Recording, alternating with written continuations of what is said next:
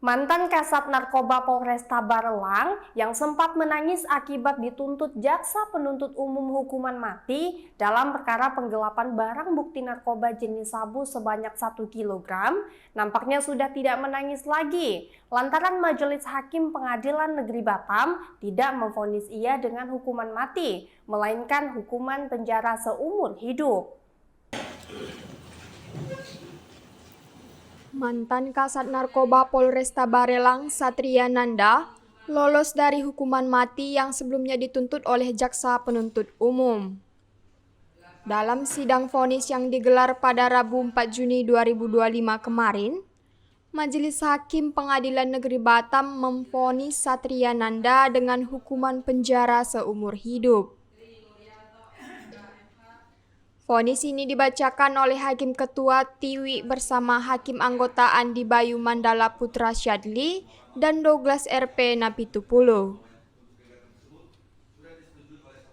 Dalam amar putusannya, Majelis Hakim menyatakan Satria terbukti secara sah dan meyakinkan melakukan permufakatan jahat dalam peredaran narkotika golongan 1 bukan tanaman, dengan berat lebih dari 5 gram secara berkelanjutan. Terdakwa Satria Nanda SIK MH telah terbukti secara sah dan meyakinkan melakukan tindak pidana permufakatan jahat tanpa hak atau melawan hukum, menjual narkotika golongan 1 bukan tanaman yang beratnya lebih dari 5 gram secara berlanjut dan tidak melaksanakan ketentuan dalam pasal 87 Undang-Undang Republik Indonesia Nomor 35 Tahun 2009 tentang narkotika. 2. Menjatuhkan pidana terhadap terdakwa oleh karena itu dengan pidana seumur hidup. 3. Memerintahkan terdakwa tetap berada dalam tahanan. Selain menjatuhkan vonis seumur hidup, Hakim memutuskan tetap menahan Satria dan menyita 2 unit ponsel sebagai barang bukti. 1 unit iPhone 15 Pro Max dan 1 unit Oppo A54 warna hitam.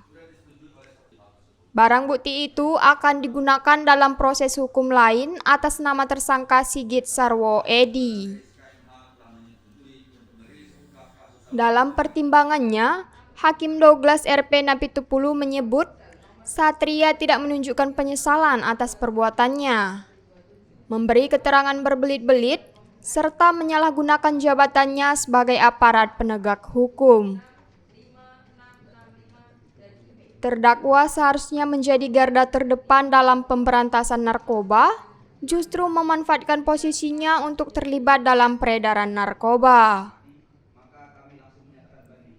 Douglas juga menambahkan, perbuatan Satria tidak hanya melukai kepercayaan publik, tetapi juga mencoreng nama baik institusi Polri dan mengkhianati amanah negara.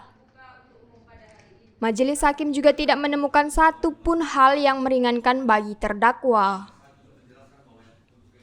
Atas vonis hakim ini, jaksa penuntut umum menyatakan banding.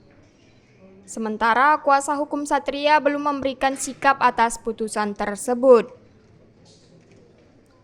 Sebelumnya, dalam nota pembelaannya, Satria membantah seluruh dakwaan yang ditujukan kepadanya.